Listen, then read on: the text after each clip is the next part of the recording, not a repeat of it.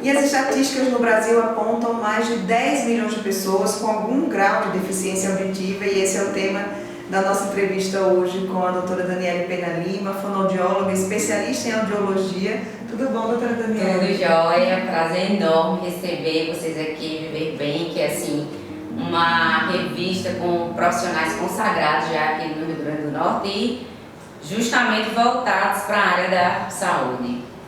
Vamos falar dessa perda auditiva? É um prazer para a gente também estar aqui. E quando a gente fala em perda auditiva, doutora Daniele, quais são os graus de perda auditiva, quais são os tipos de perda auditiva? Então, vamos começar pela estatística, né? Então, essa estatística hoje no Brasil em torno de 10 milhões de pessoas, mas que é muito interessante nós comentarmos que não acomete somente as pessoas da terceira idade, apesar da prevalência ser na terceira idade, mas nós temos aí também crianças, pessoas jovens, né, que podem desenvolver ou podem nascer já com a perda auditiva e que realmente vai necessitar de uma intervenção e de tratamento, considerando hoje que a perda auditiva ela é uma patologia que ela afasta muito as pessoas das pessoas em decorrência dela perder essa possibilidade da comunicação. Assim, o importante frisar é que perda auditiva não é sinônimo de surdez em si. A pessoa pode ter essa perda auditiva, mas o tratamento garante que ela consiga ouvir e falar também. Na verdade, a gente agora até está trabalhando no mês que é chamado de Setembro Azul, para que as pessoas possam compreender um pouco mais a respeito da surdez e de toda essa forma plural que a surdez se apresenta, porque muitas pessoas têm a ideia de que quem é surdo não fala e não ouve, mas em decorrência de todos os avanços tecnológicos que nós tivemos ao longo desses anos, hoje você pode ter uma criança que nasce com surdez profunda e que ela vai desenvolver a fala e a linguagem semelhantemente de uma criança que nasce com a audição normal, né? O que é importante é dizer que a surdez ela tem diferentes graus, então eu posso ter uma perda leve, vou me comunicar super bem, não vou nem perceber que eu tenho essa perda leve, mas eu sou surdo, porque uma vez instalada, né, essa perda, e se você principalmente tiver alterações celulares que não se regeneram, com certeza você vai ter então ali o diagnóstico da surdez. Como é que é o tratamento e a importância desse diagnóstico para que essa surdez não comprometa tanto a fala, a audição e, na verdade, a qualidade de vida, a autoestima também? A perda auditiva, ela em qualquer idade, para qualquer pessoa, ela deve ser tratada de uma forma precoce. A qualquer sinal, há necessidade de intervenção. Por quê? Porque nós estamos trabalhando com um sistema chamado de sistema auditivo e que ele tem várias porções e principalmente a porção neural, que é uma porção que há necessidade de estímulo.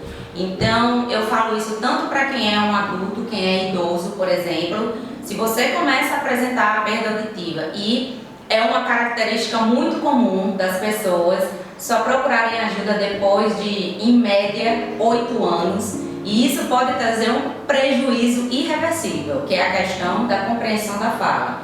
Então, crianças que nascem surdas, por exemplo, é muito importante o teste da orelhinha no caso, para que você possa detectar de forma muito precoce se a criança tem a necessidade do uso ou do aparelho auditivo ou dos implantes cocleares, para que ela, nesse período ótimo de desenvolver a fala e a linguagem, ela tenha um estímulo, porque também se essa fase passar, ela perde essa oportunidade. E lá na frente vai ser muito complexo para essa pessoa ter a compreensão, então, da linguagem através da entrada auditiva. Então, aí, às vezes, a gente tem que usar outros métodos, até mesmo a Libras, né, que é a língua de sinais, todo mundo conhece, e oralização. Então, assim, quanto antes, melhor. E no caso dos adultos, aquelas pessoas, principalmente os idosos, né, vão ter essa perda auditiva no decorrer da vida, quais são os sinais, quais são os sintomas que as pessoas devem ficar atentos para buscar esse diagnóstico quanto antes também? A primeira coisa de uma pessoa que ela começou a ter perda auditiva, que vai chegar num ponto em que ela já está precisando de tratamento, que ela ouve, mas ela não compreende. E isso pode acontecer de forma muito comum quando ela está em ambiente ruidoso. Então, por exemplo, uma festa em família, um bar, um restaurante, ela vai com os amigos e familiares, ela escuta, mas ela não consegue compreender. Normalmente pede para a pessoa falar mais alto e diz assim, você parece estar falando muito baixinho, mas não é isso. E uma outra característica que eu sempre falo, que é extremamente comum, é a pessoa que tem perda auditiva, ela também apresentar zumbido. São aqueles barulhinhos que a pessoa escuta no ouvido e que ele pode ser de diferentes formas, pode se apresentar tipo na orelha de alguém como uma cachoeira, ou como um zumbido de um grilo, ou um grilo, alguma coisa nesse sentido.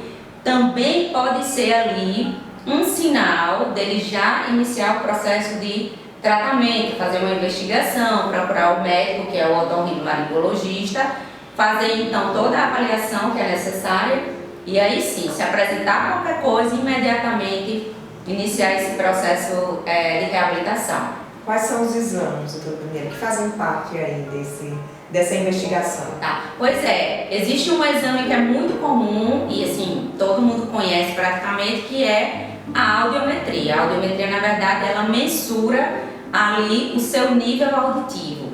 Mas na audiologia a gente não usa só isso. Nós temos uma bateria de exames, porque como o sistema auditivo ele tem diversas porções, há necessidade da gente avaliar cada porção dessa, depois juntar e realmente fechar o diagnóstico dessa pessoa. A perda auditiva ela tem várias características, né? Como a gente já até comentou. Então, desde o grau leve ao grau profundo, mas também ela pode ser condutiva, o paciente pode ter alteração condutiva, ele pode ter uma alteração sensório-neural. Então, para realmente casar e fechar um diagnóstico preciso, um exame só a gente não realiza. Principalmente no grupo que eu trabalho, a gente tem protocolos que são aplicados e isso também vai refletir na idade. Dependendo da idade, esses protocolos até podem modificar. O tratamento da perda auditiva é usar o aparelho auditivo ou tem outras opções? Todas as pessoas que têm perda auditiva, elas podem se beneficiar com o aparelho auditivo? Sim, olha só, inicialmente, quando a gente tem uma perda auditiva ali no começo e dependendo do grau, o aparelho auditivo, sim, ele devolve a essa pessoa a possibilidade de escutar de uma forma mais natural, como antes, se reintegrar ao seu meio social usando o aparelho. O que acontece é o seguinte, que quando nós temos uma perda muito elevada, da severa para a profunda, para todos nós que trabalhamos nessa área, já sabemos que aquele paciente tem um nível celular mais rebaixado. E o aparelho auditivo ele pode amplificar, ele pode até desenvolver essa possibilidade desse paciente detectar muitas vezes sons, mas ele pode ter muita dificuldade na compreensão da fala. Então aí já entra um outro dispositivo que é o implante coclear. Então hoje a gente sempre comenta que a gente tem um leque de possibilidades dentro dessa área da audição para reabilitar as pessoas, mas lógico que o aparelho auditivo ele é a maioria. Então a gente tem muito mais pessoas usando equipamentos que são mais comuns às nossas vistas, que é o aparelho auditivo convencional, do que implantes cocleares. Mas assim, todos eles trazem benefício, desde que o profissional vá atender aquela pessoa, ele tenha conhecimento de todos esses equipamentos e saber da indicação certa. Porque às vezes nem sempre a indicação, por exemplo, de um implante coclear, mesmo numa perda severa, pode ser tão bom. É assim. E como escolher o aparelho auditivo? Eu falo isso porque a gente está aqui na saúde e tem um leque imenso de possibilidades. Os aparelhos cada vez mais modernos, né? Como escolher? Então, eu gosto muito, assim, dentro dessa minha área, eu sou uma audiologista, eu sou preparada para isso. O que eu gosto muito é, primeiro, de fazer uma entrevista com o meu paciente, né, que a gente chama de aconselhamento, dele expor sobre a vida dele, qual é o perfil que aquele paciente tem, o dia a dia, se trabalha, se não trabalha, porque a tecnologia hoje ela é uma aliada à saúde, ela pode trazer benefícios que às vezes ele pode até se apresentar como um luxo, sendo que ele não é. A exemplo disso, eu sempre falo da inteligência artificial, que hoje já tem nos equipamentos auditivos, e essa possibilidade de você ter um equipamento telefônico que se comunica direto com o seu aparelho auditivo. Mas a gente também tem que pensar que às vezes uma pessoa que tem uma perda muito avançada e que ela vai continuar o uso de equipamentos auditivos, exemplo, um idoso, né, com uma idade bem avançada, nem sempre esse equipamento com a tecnologia muito de ponta, com todos esses recursos, vai casar na vida dele. Então, um equipamento mais simples vai fazer a maior diferença, até porque às vezes a destreza dele não mais o permite até de usar aquele aparelho ínfimo que todo mundo quer dentro do conduto, no caso que são os invisíveis. Então, o profissional, ele tem que, na hora de fazer essa escolha junto com essa pessoa, coloque na mesa para ele o que realmente existe. Hoje eu falo muito, não existe dizer assim, olha, o aparelho é super simples. Não, os aparelhos hoje, desde o mais simples, que não tem essas conectividades, são equipamentos de um processamento sonoro muito apurado, que ajuda muito as pessoas. E assim, no meu dia a dia eu vejo isso e dá certo, e são protocolos. Eu acho que todo mundo deve adotar protocolos que possam fazer até desde o primeiro dia que você recebe essa pessoa e depois para fazer o acompanhamento.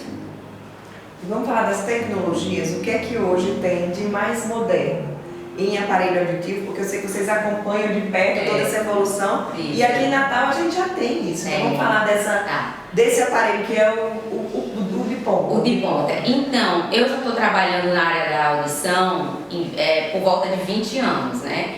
E trabalhei muito tempo sempre com o implante coclear e depois eu também comecei com o aparelho auditivo.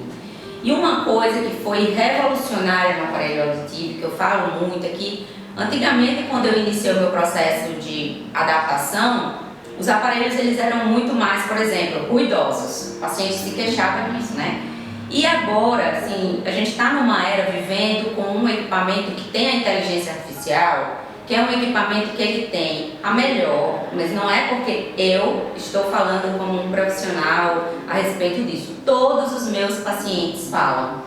Ele tem um processamento sonoro tão próximo do natural da orelha dele e, além disso, ele tem possibilidades de muitos microfones diferenciados que o paciente, na presença do ruído, como o aparelho auditivo, ele tem a total possibilidade de compreensão de fala.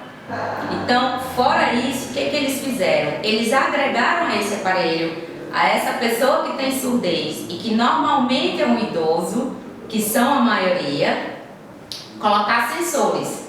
Por quê? Porque sabe que hoje o idoso é a pessoa que tem mais o quê? Diabetes, problemas cardíacos, alterações de equilíbrio, justamente em decorrência até do mesmo da surdez.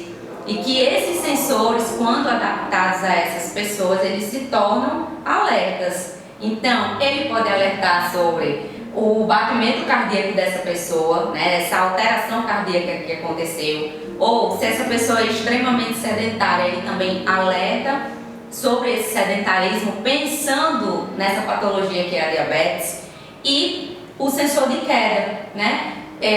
Se prevenindo de um socorro rápido para essa pessoa, porque se ele está só e cai por vezes, o que acontece, ele vai ficar muito tempo ali sem um socorro e pode agravar cada vez mais as alterações que aquela queda causou naquele cidadão. Então, o aparelho auditivo, ele se torna um facilitador, né? Juntamente com o celular, pode ser os Androids de plataforma iOS, e com certeza isso veio para ficar, eu falo para todo mundo.